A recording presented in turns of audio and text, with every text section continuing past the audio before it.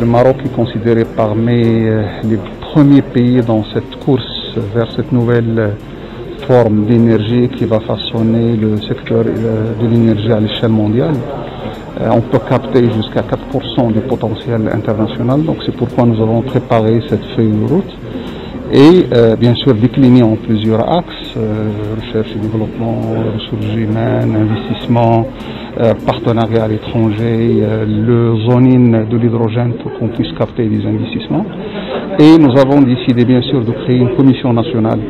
qui va suivre la mise en œuvre bien sûr de cette feuille de route. En plus de ça, on a besoin d'avoir ce cluster qui regroupe l'ensemble des, si vous voulez, des parties prenantes, que ce soit côté public ou côté privé, et même des bailleurs de fonds. L'objectif, c'est d'accompagner cette dynamique, nouvelle dynamique, à l'instar des différents clusters qui sont déjà installés. Nous avons l'expérience dans tout ce qui est solaire et énergie renouvelable, le cluster solaire. Maintenant, on est en train de mettre en place, si vous voulez, une plateforme similaire qui permettra bien sûr de partager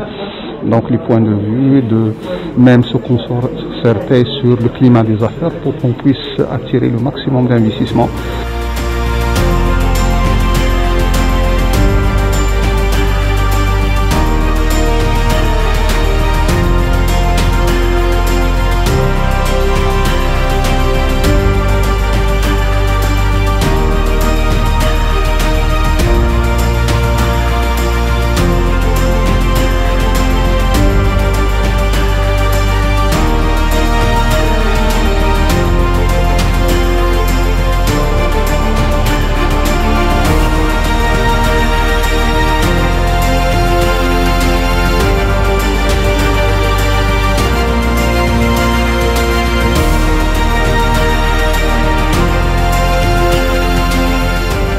C'est un jour important car notre pays, après avoir reconnu un fort potentiel en ce qui concerne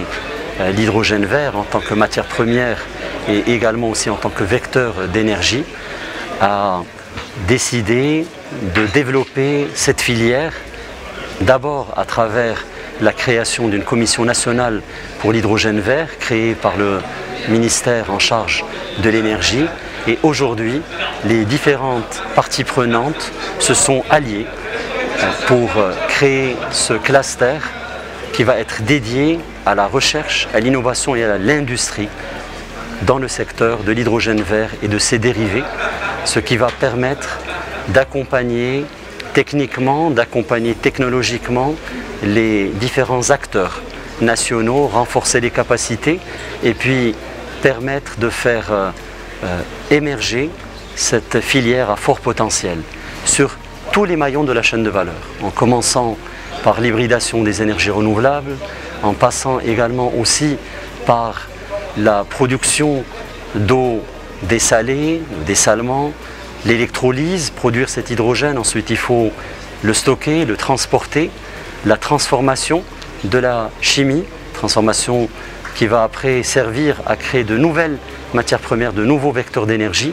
pour différents secteurs. Le captage du carbone et tout cela va vraiment permettre